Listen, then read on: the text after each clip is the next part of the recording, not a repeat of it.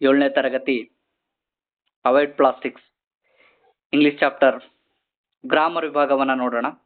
ಈ ಒಂದು ಪಾರ್ಟ್ 2 ನಲ್ಲಿ ನಾವು MCQ ಪ್ರಶ್ನೆಗಳನ್ನು ನೋಡೋಣ. ಈಗಾಗಲೇ ನಾವು ಆಲ್ರೆಡಿ ಪಾರ್ಟ್ 1ರಲ್ಲಿ ನಾವು ವಿವರವಾಗಿ ನೋಡಿದೆವು ಗ್ರಾಮರ್. ಈ ಒಂದು ಎರಡನೇ ಭಾಗದಲ್ಲಿ MCQ ಪ್ರಶ್ನೆಗಳನ್ನು ನೋಡೋಣ. ಇದು PSTR ಮತ್ತು GPSTR ಗೆ ಬಹಳಷ್ಟು ಇಂಪಾರ್ಟೆಂಟ್ ಆಗಿರತಕ್ಕಂಥದ್ದು. ಮೊದಲನೇ ಪ್ರಶ್ನೆ, ವಾಟ್ ಈಸ್ ಸುಫಿಕ್ಸ್? ಸುಫಿಕ್ಸ್ ಬಹಳಷ್ಟು ಇಂಪಾರ್ಟೆಂಟ್ ಆಗಿರತಕ್ಕಂಥ ಕಾನ್ಸೆಪ್ಟ್. ಸುಫಿಕ್ಸ್ ಅಂದ್ರೆ the addition of a syllable at the end of the word is called suffix ಅಂತ ಹೇಳಿ ನಾವು ಆಲ್ರೆಡಿ ನೋಡಿದೆವು. ಅಂದ್ರೆ ಒಂದು ಪದದ ಕೊನೆಯಲ್ಲಿ ಒಂದು ಅಕ್ಷರ ಬಂದು ಸೇರುವುದಕ್ಕೆ ಏನಂತೇಳಿ ಕರೀತಾರೆ ಅಂದ್ರೆ ಸುಫಿಕ್ಸ್ ಅಂತೇಳಿ ಕರೀತಕ್ಕಂಥದ್ದು. ಉದಾಹರಣೆಗೆ ಎಕ್ಸ್ಟೆನ್ಸಿವ್. ಈ ಒಂದು ಎಕ್ಸ್ಟೆನ್ಸಿವ್ ಪದಕ್ಕೆ ಕೊನೆಯಲ್ಲಿ LY ಸೇರಿಸಿದಾಗ ಏನಾಗ್ತದೆ ಅಂದ್ರ ಎಕ್ಸ್ಟೆನ್ಸಿವ್ಲಿ ಆಗ್ತಕ್ಕಂಥದ್ದು ನೋಡ್ತೀವಿ.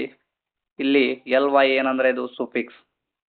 ಅಂದ್ರೆ ಒಂದು ಪದದ ಕೊನೆಯಲ್ಲಿ ಒಂದು ಅಕ್ಷರ ಅಥವಾ ಪದವನ್ನ ಸೇರಿಸೋದಕ್ಕೆ ಏನಂತೇಳಿ ಕರೀತಾರೆ ಅಂದ್ರ ಸುಫಿಕ್ಸ್ ಅಂತೇಳಿ ಕರೀತಕ್ಕಂಥದ್ದು.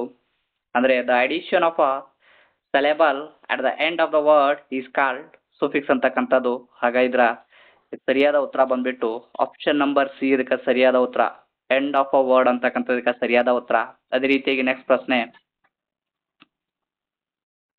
Which suffix is used in awareness ಅಂತಕ್ಕಂಥದ್ದು. ಅವೇರ್ನೆಸ್ ಅನ್ನ ಬಿಡಿಸಿ ಬರೆದಾಗ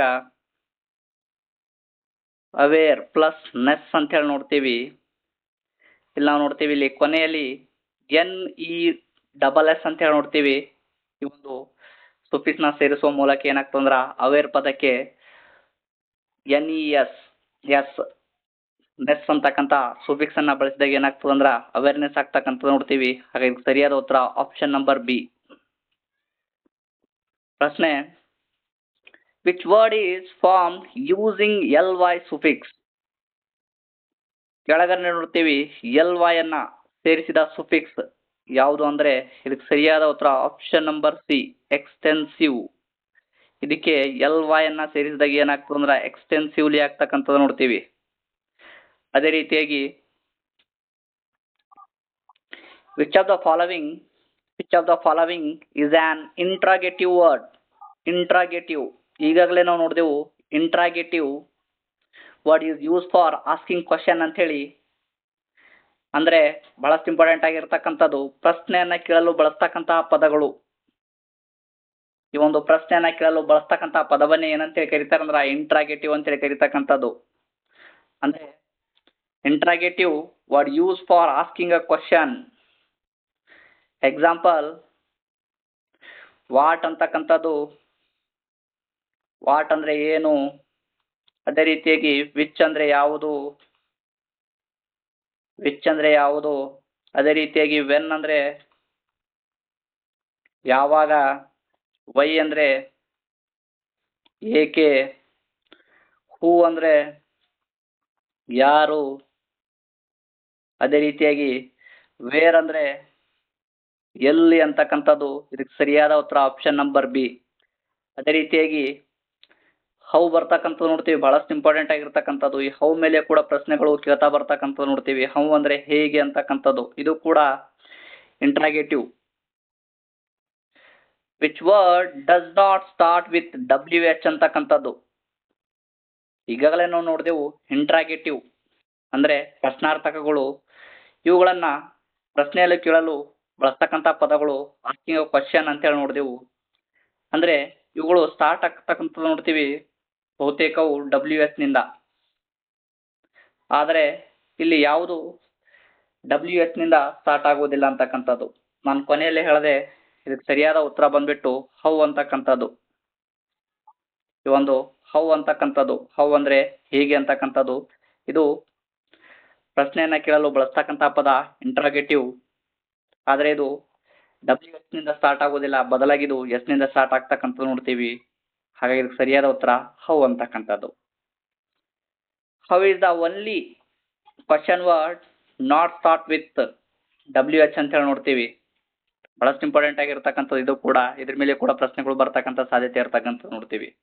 choose the correct noun form of add ಅಂತ ಹೇಳಿ ನೋಡ್ತೀವಿ. Choose the correct noun form of add ಅಂತಕ್ಕಂಥದ್ದು. ಇದಕ್ಕೆ ಸರಿಯಾದ ಉತ್ತರ ಬಂದ್ಬಿಟ್ಟು ಆಡ್. ಆ್ಯಡ್ಗೆ ITION ಸೇರಿಸುವ ಮೂಲಕ ಏನಾಗ್ತದೆ ಅಂದ್ರೆ ಇದು ಎಡಿಷನ್ ಆಗ್ತಕ್ಕಂಥದ್ದು ನೋಡ್ತೀವಿ. ಈಗಾಗಲೇ ನೋಡಿದೆವು ಹಿಂದಿನ ಒಂದು ಅಂದ್ರೆ ಪಾರ್ಟ್ 1ರಲ್ಲಿ ನಾವು ನೋಡಿದೆವು.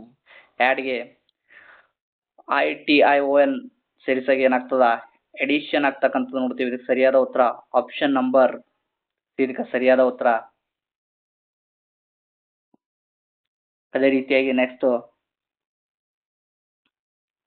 What is the noun form of marry? What is the noun form of marry ಅಂತಕ್ಕಂಥದ್ದು ನೋಡ್ತೀವಿ. ಇದಕ್ಕೆ ಸರಿಯಾದ ಉತ್ತರ ಬಂದ್ಬಿಟ್ಟು ಆಪ್ಷನ್ ನಂಬರ್ ಬಿ ಇದಕ್ಕೆ ಸರಿಯಾದ ಉತ್ತರ.